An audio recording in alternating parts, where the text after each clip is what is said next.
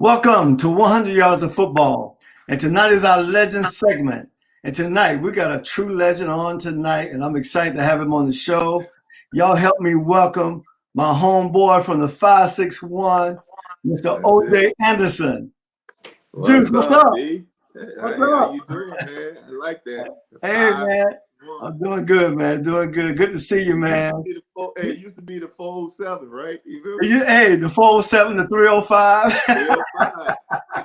305. Way back in the day, man. Way back in the That's day. right. That's right. So, man, let's kind of talk about you. I'm excited to have you on the show.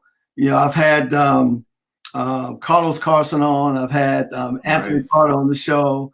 I've Nice. had Jesse Hess on the show, and so got to get you. I get Ricky next. And so I was going to say, you got to get Rick. And I got it. you know what? I mean, we're the same class. The guy who really started it all off for us is Lamar Parrish. Lamar was on last week. He was on last week. Okay, that's right. You did have Lee. Yeah. Oh man, he was awesome, man. He was awesome. Yeah. But tonight, man, we're going to share your story, man. You know, you played high school football and ran track at Forest Hill High School way back in the day. I remember. You also played basketball. I was just on the team.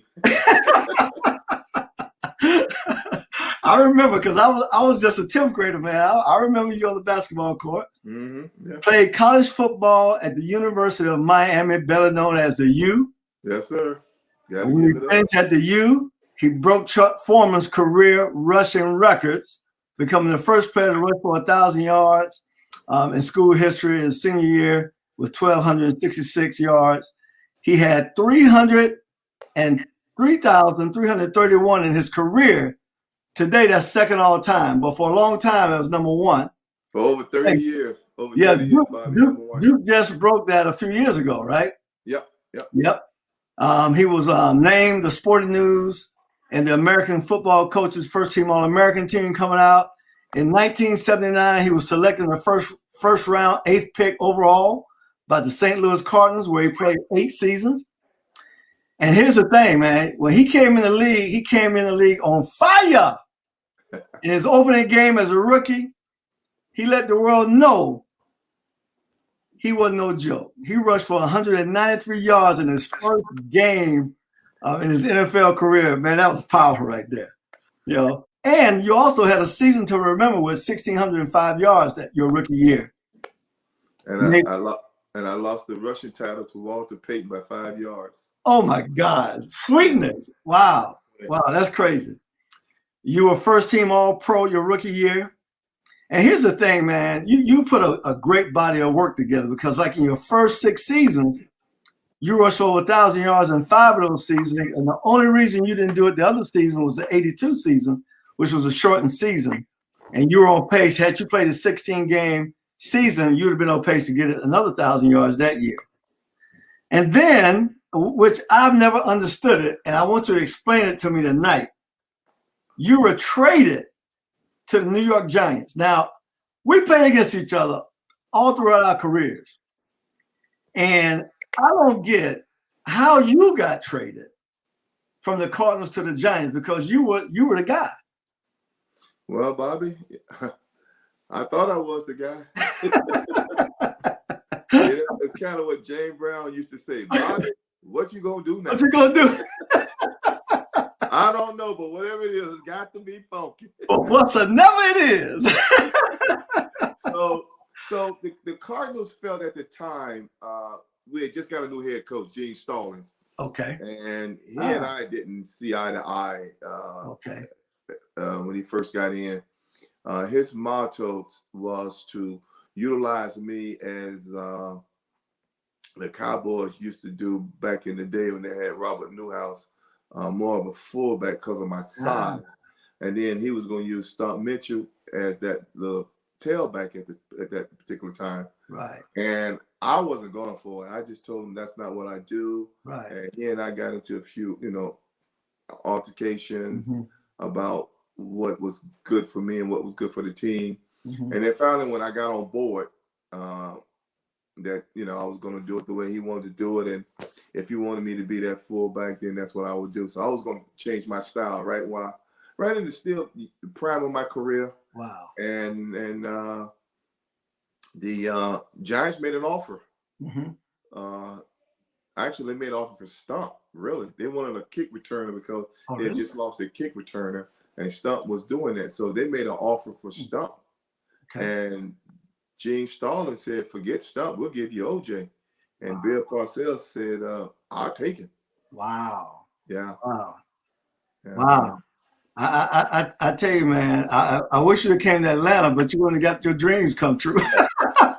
Yeah, you know, Bobby, when I was at Miami and I came out as a rookie, when I was going to the Cardinals, you know, they had just played in the playoffs, and Don Ariel was the coach, and you know, he was known for that airing it out and going to the Cardinals at that particular time, which I thought he was going to be the head coach. I felt that we were playing a Super Bowl, and I said if we played in one, it was in the state of Florida, and I was the feature running back, I'll win MVP. Wow. 12 years later, it actually happened. Wow. You spoke those words into existence, bro. Yeah, sometimes we do that, don't we? But that's powerful, man. That's powerful. Yeah. It happens like that for real. Yeah. And so you get traded to New York. Yep. And when you got there, they had what was Joe? Joe Mars. Yeah. Joe Mars was the tailback back then, and so he was doing quite well. And so how did you fit in with all that in the beginning? Well, when Parcells brought me in, I'm gonna give you a little story just before that. Now, Joe Mars was going into his contract year, and I just did a contract with with the Cardinals, the same time, and he and I was talking about a contract. He and I both was at La Costa playing in a tennis tournament. Okay. And that's when he and I first met. But we met when I was a senior. He was a rookie for Syracuse. Okay. My last game as a senior was his freshman year. And we met then, but we didn't have a lot of words, but we met then. And then fast forward, that's where we were. So when I got to the Giants, one of the things Bill Parcells said to me was, listen, I brought you here for an insurance policy. I needed more work out of the fullback position. When I have Maurice Cawthorn in the game and Joe Mars, 99% of the time people know when the ball is being run, it's going to be Joe Mars. Right. I need to break up the tendencies. I need to get somebody to offset that. So I would like to use you and Joe in the backfield together. So I need for you to learn to play the fullback position. And you know, when you get traded, the last thing you want to do is come in there and be a disruption to the team. And at the time, they were 5-1, and I left the Cardinals. We was 1-5. So I went from the outhouse to the penthouse, and I was about to mess that up. So I kind of kept my composure, but I also pulled a hamstring, which is something I was dealing with when I was at the Cardinals. But Joe had such a great year that year. All I did was play backup, just being prepared and ready to play whenever I was called upon. I think I got a chance to clean up, what they say, mop up trash, maybe 2 or 3 times during that Super Bowl season, which we ended up going to the Super Bowl. But yeah, Joe just a great guy. He was good to me. You know, Bobby, when you go someplace, you know you may be better, but you don't get the opportunity to showcase your talent. And you know, when I was, like I said, when I was in St. Louis, I was the Cardinal, and then Roy Green started coming on toward the end, really started helping my career out even more. But when I got to the Giants, it was Joe Mars, and he was young, and I just bide my time, man. I just try not to be a distraction. Right. Well, you know, that says a lot about who you are as a person, because and here's the thing, man. In life in general, you know, we talk about football. We all have our ups and downs. You know, we were both first round draft choices, but we still had our ups and downs in the league at some point or another. Because one day, my day came when they said, "Well, look, Bobby, we want you to back up."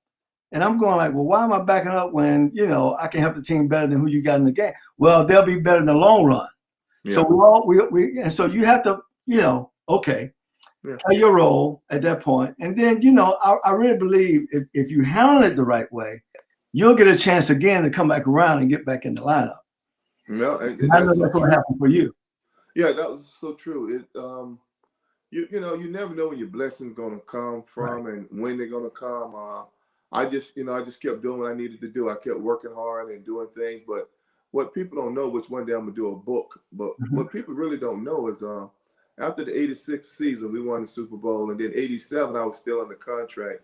But also, you remember that's when we started having that active and inactive situation. That's right. You know, in '87, and it was a short season because of the strike. Right. So I didn't get a chance to play that much. And going into the '88 season, you know, during the off season, you're invited to the off season workout program, right? And I was not invited.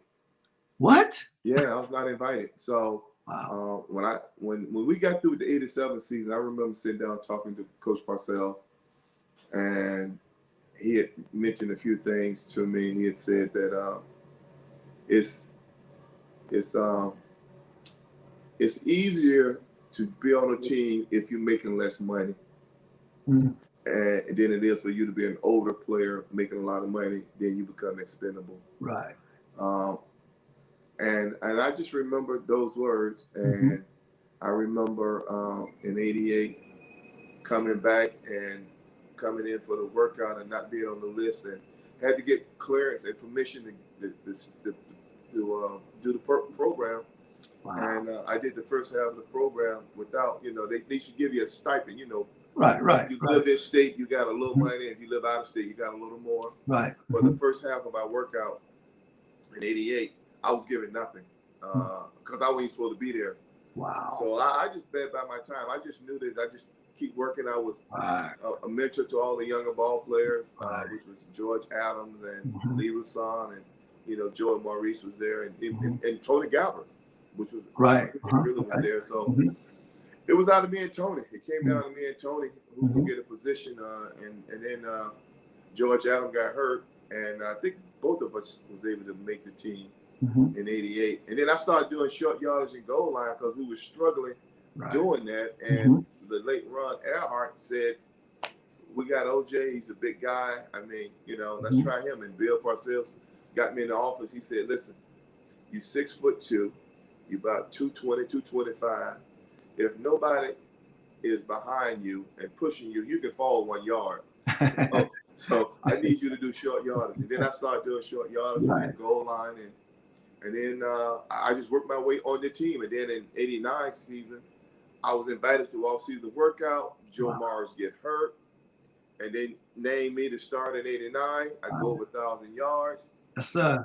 Comeback player of the year. Yes, sir. And get an extension in my contract. So, man, that was good, man. Yeah. Well, see, that's powerful, and I believe that story needs to be told, Juice, because you know so many people quit when they go through situations like that.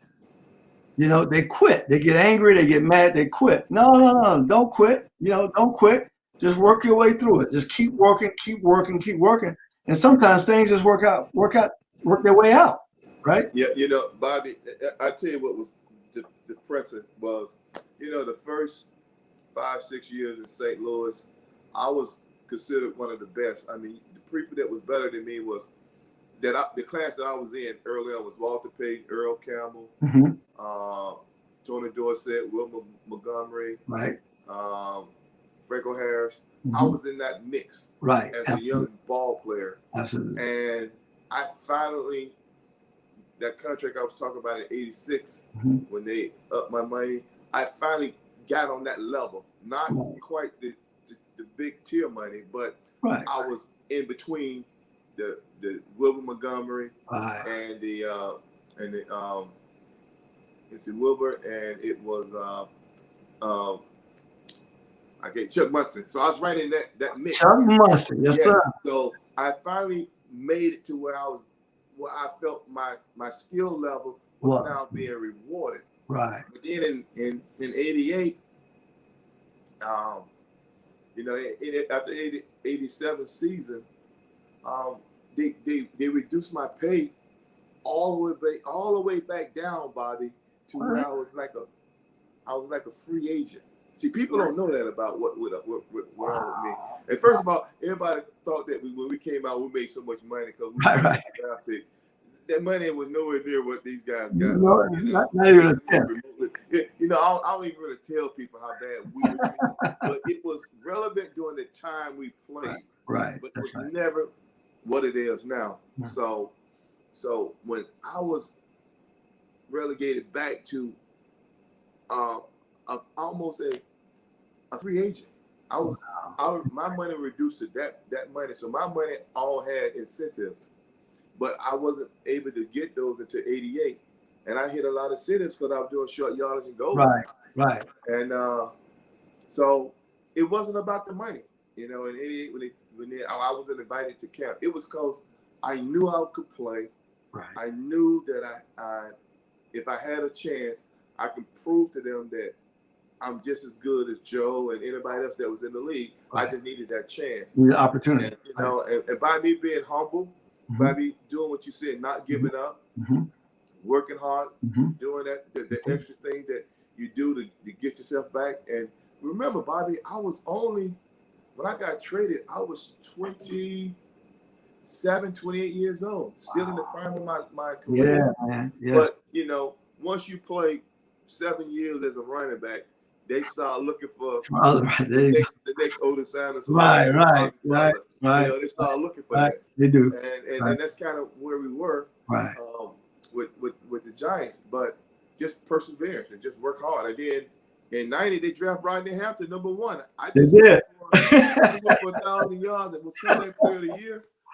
And then in '90, you draft Rodney Hampton? Exactly, right? I'm about to get a big payday, you know? See, listen, I feel your pain, bro. I feel your pain. Oh, you know. And so, but this is the thing, man. So in '88, all that happened. But in '89, you became the top running back on that squad, the Giants squad. Just like we said, I mean, you and Bill Parcells, ball control offense. Yeah, you rushed for 1,023 yards that season. You was NFL comeback player of the year, right? I mean, you were out there barking, bro. I remember that. Matter of fact, y'all came to Atlanta, and I tried to do me wrong over there on the sideline. You know, and then you go on and play in the Super Bowl in Tampa. Yes, sir. And man, you win that game, bruh. You went to work. And I remember, man, because you know, it's something about us, man. You know, when we grew up, we played against each other. We played against each other in high school, and then we played against each other in college. But when we go to the league, we can be all over the country. I'm always listening to see what you're doing. Okay. Now, that's what we do. Yeah. Now you my homeboy. I'm bragging. I'm telling people stories about Forest Hill now in the locker room. Come on now. So I'm telling stories about Miami. And so we get proud. We're happy to see each other when we do well, you know, because we represent the 5-6-1, right? Come on, boy. And so you were a Super Bowl MVP, man. What was that like? Yeah, Bobby. There's a lot of honors you can win, and I mean, you know, you've been an MVP coming up in little league and high school and college, and when you consider the best of the best, because that's kind of what that honor gives you, saying that you're the best of the best. That's very rewarding. But we know that the sport we play is a team and a group sport, and you're as good as your surrounding sources. That's true. But to be given that award, it made me proud, because I remember watching guys before me in Super Bowls and seeing them win MVPs, you know, the Larry Zonkas, you know, you know, and then watching John Riggins and just being in the present and to be considered MVP of a Super Bowl, because that's a very elite group. Unlike the Hall of Fame, that's that's right. And this year would make the 55th Super Bowl. And we have some 3 times and 2 times repeaters. So it may be Super Bowl 50, but it's only about 43 or 42 of us. A very elite and a small group. So you know, it's just a good honor. It's a great feeling to have been considered MVP and to do it in the state of Florida. And to feature running back. Yes, sir. Yes, sir. Yes, sir. Yes, sir. It don't get better than that. And here's the thing, all right? So you are one of only 4 running backs in NFL history to score rushing touchdowns in 2 Super Bowls. and win the Super Bowl MVP. Now, here's that company. Only Franco Harris and John Riggins accomplished that before you did. And only Emmitt Smith has achieved that since you.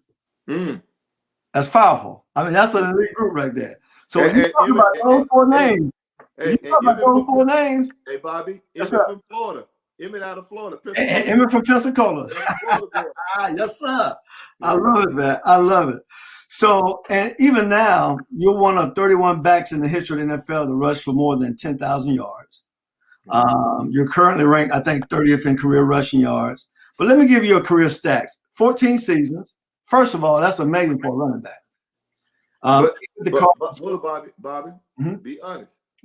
14 seasons, but not 14 seasons all played.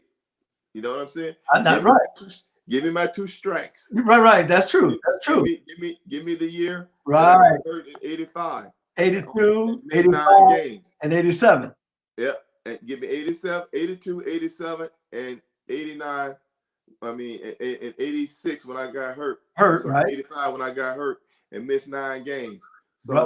So you back up that 14 years, brother. You talking about what, 11 years? Yes, sir. That's true. That's true. That's big. If, like I said, if you want to compare me to all the other guys, factor in that for the first 5 seasons, or 4 or 5 seasons before the strike, or even put the strike in and say the first 5 or 6 seasons, I'll put my stats against anybody that's in the Hall of Fame, running back. Absolutely. And when I retired, I was the 8th leading rusher in the history of the NFL when I stopped playing in '93. Wow. Now you can go with your spiel, Bob. Right, exactly. I just want to set the record right. So Juice, this is amazing to me, right? Because you and Lamar Parrish, come on, both of y'all should be in the NFL. Both of y'all should have gold jackets. You would think, right? And I don't get it. I really don't get it, right? I don't get it. I mean, what you accomplished and it's what you did and how you did it. How you ended when it seemed like things wasn't going your way and you ended up back in the lineup and you tore the league up, man. You know, when you got the call in '89 to go back as a starter and do your thing. So Juice, let me finish with this first. Go ahead. You won 2 Super Bowls, 21 and 25, Super Bowl MVP at Super Bowl 25, 2-time Pro Bowler, first team All-Pro, second team All-Pros, NFL Offensive Rookie of the Year in '79, and NFL Comeback Player of the Year in 1989. Total of 10,273 rushing yards in your career. You averaged 4 yards per carry with 86 touchdowns. Bruh, that's a lot right there. So let's go back. I want to go back to the beginning. As a kid, what inspired you to play this game? Or let me say it this way, or who inspired you to play this game? Well, Bobby, you might not be aware, but I had an older brother. His name was Marvin Smoke Anderson. And Lamar might have told you a little bit about Marvin, but he was one of the best running backs that put on a uniform and listened to Lamar and L.C. Greenwood and Dwight White and Joe Green, who played against my brother when he was playing at Arkansas A&M, the historical black colleges, said that had my brother not died as a sophomore in college, he would have been as good as Gale Sayers. Wow. And we know what we saw. Hey, bro. Hey, they put him in that category. Because now I heard of your brother, but I didn't know. Everybody said that you had a brother that was a great football player. That's all I would hear, that he was a great football player. I go, man, you know. Now, what high school did he play at? Roosevelt? He went to Roosevelt High School. Yep. Wow, that's crazy, man. That's crazy. Boy, you're taking me back now, boy. So, wow, that's awesome. I know, right? You want to be just like your brother.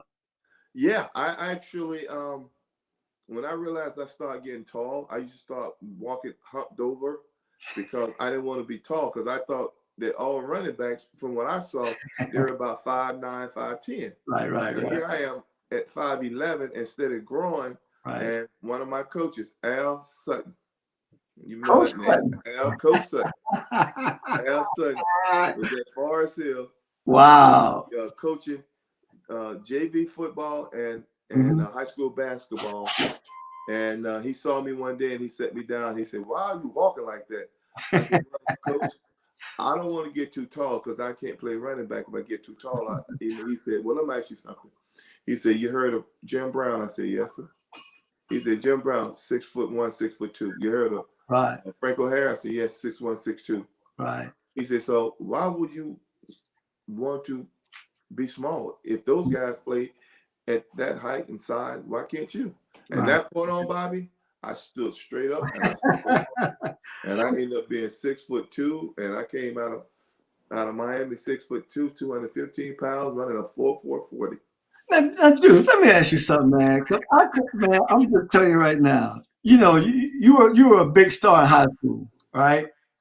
And you were like the biggest thing on the field, man. I'm just telling you. I can't remember. I played against you as a 10th grader, but I can't remember how big your line was. But I was telling people then, I say, man, OJ was like 225 pounds in high school. He was big. Oh, Bobby, man, you know what? How much you weigh in high school? Bobby, because you were small, you thought everybody looked big. I thought everybody looked big. Bobby, I was about 5'8", 5'9". I weighed about 150, 160 pounds. When I came out of high school, I was 180 pounds, man. Really? When I went to Miami, 180. What? Yep, 180. Take this. So you were tall now. Yeah. All right. So that could be it. But now, come on, Jude. You had them big thigh pads in your legs. You had them nice shoulder pads, and you used to play in black high tops. Well, one of the things that I realized was when I played the game, I played for safety more than anything else. Ah, okay. And I knew that you use your shoulders a lot. And I knew that guys like to hit you because you were big on your legs. Right. So I took a page from Earl Campbell. Okay. And got some big thigh pads. And I got me some lineman shoulder pads so that I would be intimidating. Defensive backs would look at me and some linebacker would look at me and they go like, "Dog, this dude about as big as me." So it was all part of the sight game. Right. That I was trying to implement. Well, you played it well, man. So now let me ask you this too. Now at Forest Hill, you played tailback. Y'all ran the I formation. Yep. Your fullback, who was that guy? Because he was just as big as you, man. Keith Stevenson. Oh my God. Keith was about 6'3" maybe, and he was about 215, 220. He was a big dude. He was a big dude, man. He was a big dude. Yeah, he was. He was a big boy. Yes, sir. I'll never forget that. But so I gotta tell this story. I'll never forget this. I'm in the 10th grade. I'm 135 pounds, Juice. See that right there. See, I'm 135 pounds. I'm starting free safety. I'm the backup quarterback. So we're getting ready to play you guys, and we're watching film and getting ready. And I'm just thinking it's a game, right? So my coach, the head coach, Carney Wilder, he would see me on campus during the day, and he said, "Otis gonna run over you tonight, this weekend. Otis gonna run over you Friday. Everywhere he see me, he gonna get you on Friday." Right? I'm telling you, man. I'm like, leave me alone, right? I never forget, man. I was so stirred up to play that game that night, right?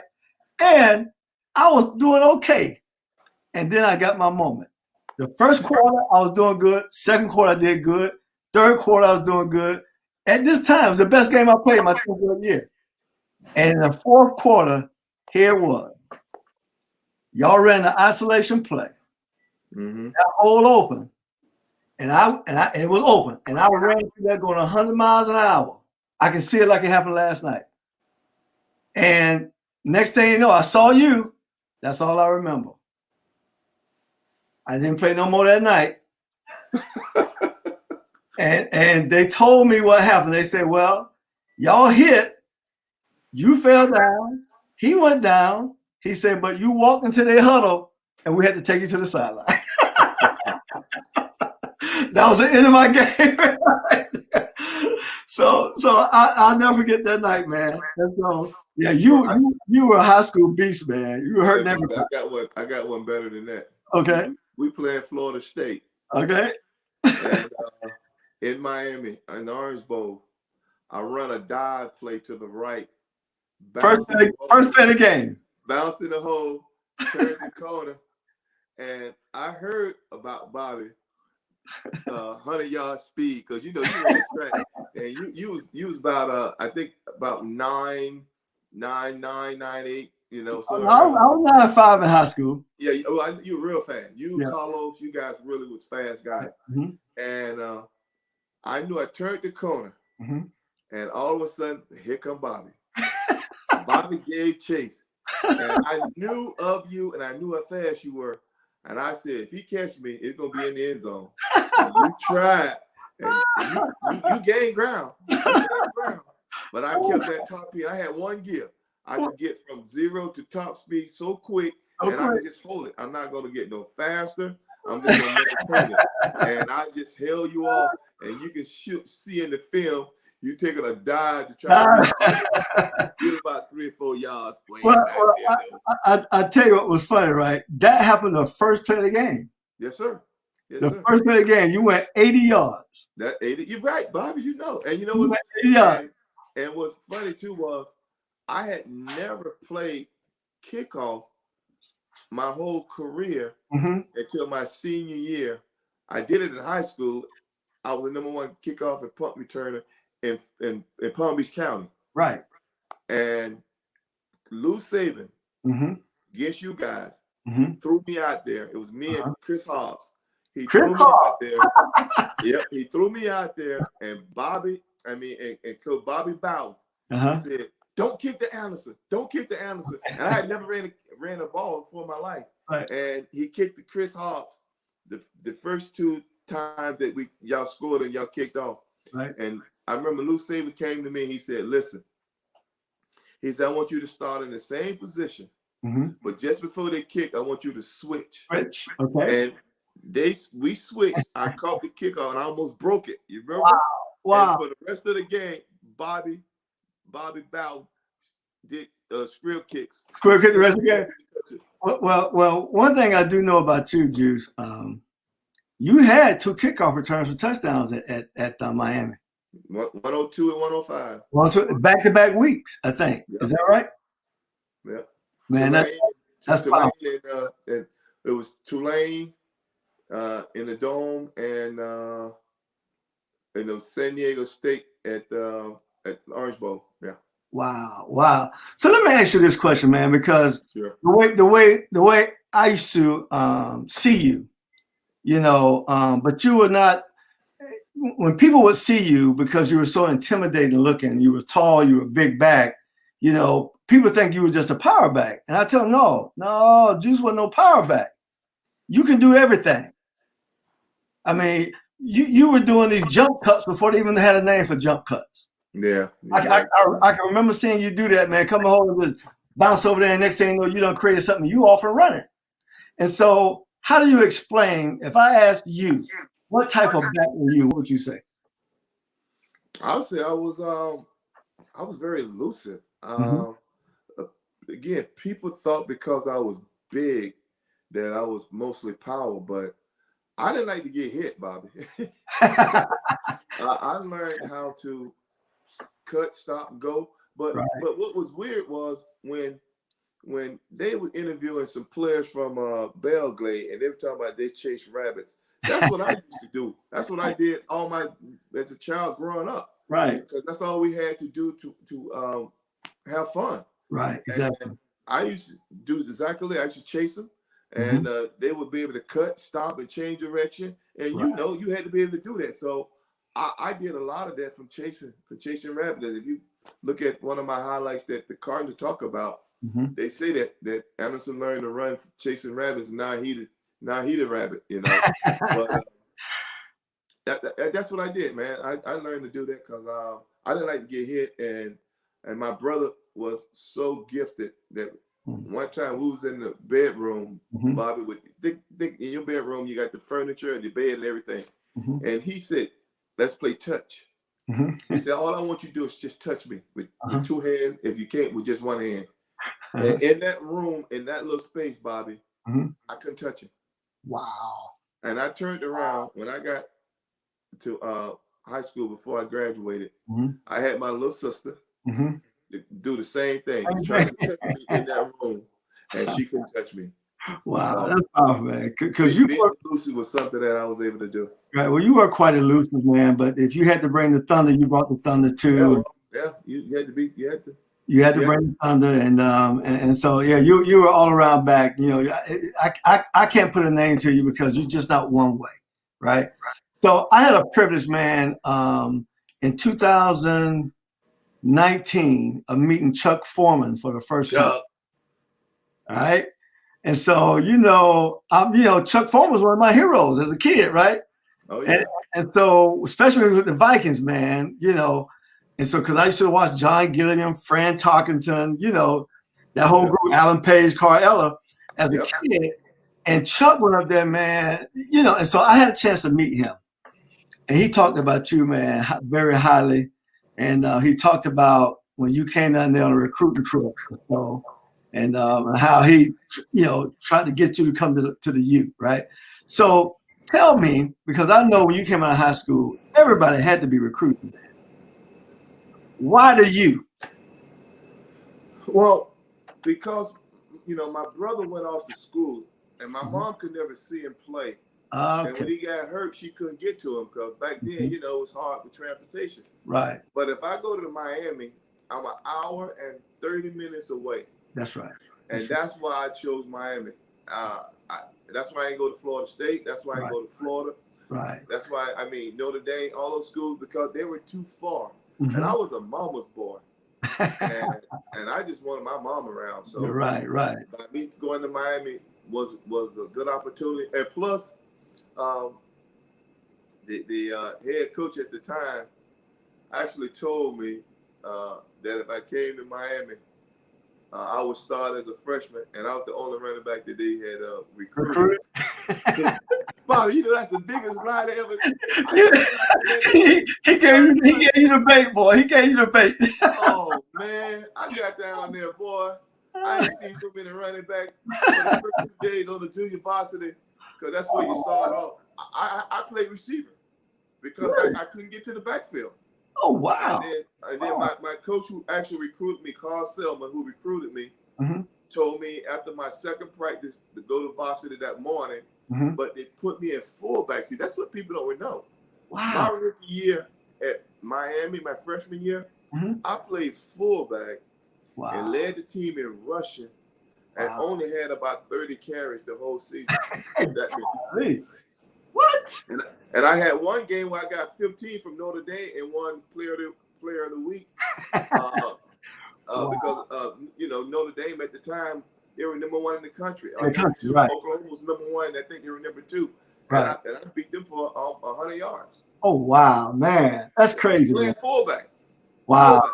Wow. Fullback, Bobby, at 185, 190 pounds. Wow. Playing fullback at University of Miami. That's crazy, man. But going back to Chuck Foreman, it was I think it was after my rookie season, or maybe my sophomore season, because my sophomore season I almost broke his single season rushing record. I almost broke it my sophomore year. Okay. Chuck gave me my first pair of grass shoes and cleats.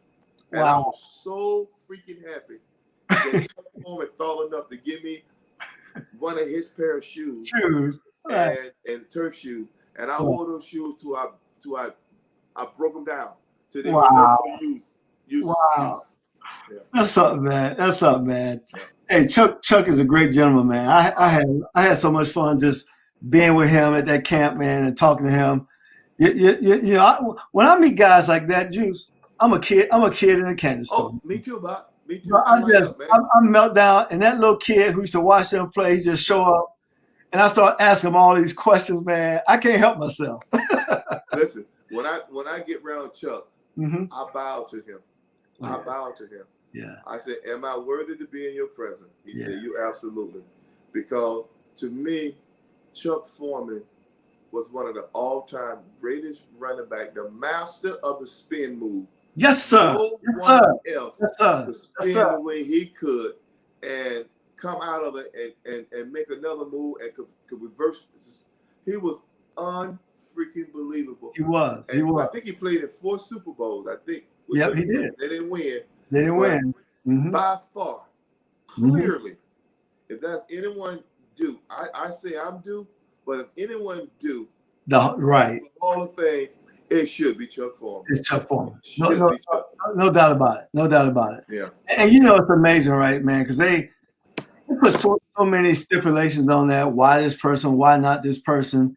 But man, let's just be real. Put the people in there who deserve to be in there. Forget all the politics. Just put the people in there who's supposed to be in there. Yeah. Right? Well, yeah, man. So it sounds that simple, Bobby, but you and I know that. I know, but whatever reason, I mean, there are people that went in there with less statistics than me, less everything than me. Right. I just shake my head and go like, wow. Right. Exactly. In due time, like in due time, and that's what you can do about it. My day will come. If it's for me, it will come. It will come. You know what, Bobby? I didn't play for the Hall of Fame. I played for the fact that it gave me a chance to move my family out of the project. It gave my siblings a chance to have a good life. So, you know, and my immediate family. So, you know what, man, I'm good. Yeah, you good. You good. I don't get that gold jacket. Right. It won't tarnish my career. It won't tarnish me as a person. That's and true. It won't tarnish me about the Hall of Fame not giving me that chance. Just like college football never put me in the Hall of Fame. I don't know why either. I don't know if I'm worthy of that, but I'm good. That's crazy. I'm good. That's crazy. I'm MVP, baby. I'm one of 40-some MVPs. So I'm in a better elite group. That's right. That's right. I'm with that, Doc. I'm with that. And you earned that, and they can't take that away from you, bro. Can't take it. You did the work. They can't take that one. Nope. But man, you know, I was just so excited to get you on the show, man, because you know, one of the things I can say about me, I love Palm Beach County. Yes, sir. I love Palm Beach County. I remember the days when we were all young, man, and coming up, not really knowing each other personally, but competing against each other. I got some stories of some great players who never made it. You know what I'm talking about? We all do. We all do. And so I look at Ricky Jackson, who's a great Ricky made the Hall of Fame. He's a great yes, sir. ball player. But he played high school ball on the other side of a guy named Remus Johnson. And Remus Johnson was a special player. I'm telling you, you know. And so, I mean, we can go on and on, you know, from Delray. There's so many great athletes, football players come out of Delray, you know, that never got a chance to play on the level we played. You remember that basketball player? I never forget his name. I don't know his real name, but he was called Rip. Remember Rip? Rip? Yeah. From out of Boca. Out of Boca. He was really good at basketball. He was one of the few guys that was short and had like a 40-inch vertical. Okay, and played for Boca High School? Yeah. He's from Delray? Yeah, I think yeah. But just saying, he was right. Yeah, that was a player that had such an upside in football, but when you go back to Palm Beach County, me and you, Carlos, it was Lamar first, then me, and then I think Carlos was next after you. Carlos, then I think Ricky's in there somewhere. Me and Ricky the same class. Okay. So me and Ricky 1 year behind Carlos. Okay, there you go. And then AC 2 years behind us. Right. I played, but AC was a rookie, a freshman, ninth grader. I played against him at Suncoast. But the talent, man, like you said, the talent that came out of Palm Beach County, and the coaches that was a big influence to all of us. You know, like Dan Calloway, who did so much for youth football. You might have heard this name, Mel Obradovich, was a white guy. Yes. Did so much for my career, my uncle Puka Hall, and my brother's career. Just was great mentors to all. And then Coach Sutton, who was like a father who would come and pick me and Joe Wright and some more guys out of the projects during the summer when he was a coach at Forest Hills, coaching junior varsity 10th graders. He would pick us up during the summer every Saturday and take us down to Forest Hill and work us out. Wow. Until we'll leave about 9 or 10 in the morning, and we'll come back about 3 or 5 in the afternoon. Wow. And we would actually try to duck him on Monday. And our mom was like, "You made a promise, and you're gonna keep it. You're gonna keep it." Exactly. Make us go. So kudos to Coach Saban. Yeah, all those guys, man. Yeah, who did You so know, much. Dan Calloway, right? Dan Calloway, yeah. I was on a Zoom with him yesterday. You meet Dan? With about, I'm gonna say, roughly about maybe close to 100 people. Wow. You know, I married a girl from West Palm. Oh, you did? Who? Sterling Lawson, Craig Lawson. Craig Lawson's sister? Baby sister. That's who I married. You know, Craig used to live in the back of the project. That's right. Up on the hill. Little That's right. On 7th, right? God, you married his sister. Yeah, I married her. We started dating in high school, OJ, in 77. Now, you still married to her? No, yes? We're still married. She in there right now. Get her. Huh? Get her, man. Cyrilla. Holy jeepers. Cyrilla. See what she remember. Oh, she knows you. Of course, everybody knows you, right? We'll get in. We'll get in here. Oh man, I can't. Yeah, we started dating in senior high school. Went to Florida State together. Got married a month after graduation, and came to Atlanta. So this year, Juice, we'll be married this year. What's this year? 40 years. 40 years. This July. Yep. Wow, beautiful. Yeah. Beautiful. So I snuck in there. So anyway, her uncle James Lawson, Dan Calloway called him Jumper. He had so many nicknames for him. He passed. We had a Zoom kind of like thing for him yesterday, and so Dan was he's sharp as a tick. He's sharp as a tick. Dan, boy. You know what he called me? He don't even call me OJ. He used to call me OJ until about 2 or 3 years ago. He called me number 24 now. He said, "Is this number 24?" He said, "Oh, man. I love that guy."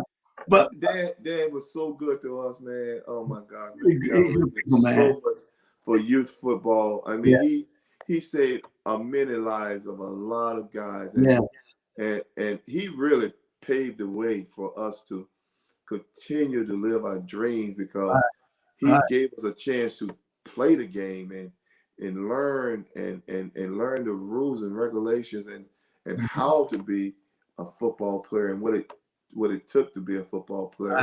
Absolutely. Absolutely. Yeah. And you know what? Those men, you can't replace them. I always say this, Juice, about, I believe when you have a vision for your life, right? Mm-hmm. You have a direction, a true direction that you're heading in. I believe God will put people in your life that help you get from point A to point B. Yep. And if you keep staying strong, somebody will take it from point B to point C and all the way until you get to where you're going. And those people won't always be in your life, but they'll be in your life for that season, right? Yeah. To help you along your journey. And I know your life has been special. My life has been special. We still live in special lives. We are, man. Yes, we are. We still get a chance to talk to each other and love on each other. And, what we truly have is a brotherhood that'll never change. Nope. That's why when they told me you wanted to talk to me, I said, "Bobby, want to talk to me?" I'm trying to think who called me. They asked me, "Could I?" Zeke. It was Zeke. Zeke Mowat. Yeah, Zeke. Zeke said, "Juice, can Bobby?" I said, "Bobby." I said, "Yeah, man, get Bobby my number." Bobby had my number. Absolutely, man. Absolutely. Look, man. Thank you for coming on the show, man. Man, you got to get your girl, get that wife, man. Oh no, just hold on. Don't go. I'm gonna bring her. Just hold on. I'm gonna bring her. Don't move. Well, if y'all like the show tonight, share it, like it, comment it. Yeah. This is our show, the 100 Yards of Football, and our legend segment, the great Mr. O.J. Anderson from the 561. Thank you again. We appreciate you, man. We love you, man. Come on, Bobby. You family. Anytime, boy. Peace. Anytime. All right. Don't go nowhere, Juice.